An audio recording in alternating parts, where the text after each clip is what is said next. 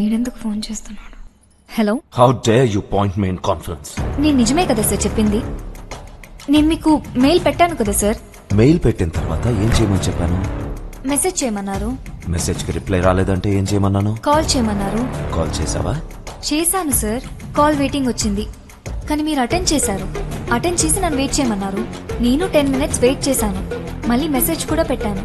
మీ బిజీలో మీరు చూడలేదనుకుంటా. ఎస్, నచ్చిన వాడి దగ్గర నేను ఫ్రీగానే ఉంటా, నచ్చని వాడి దగ్గర నేను ఎప్పుడు బిజీగానే ఉంటా.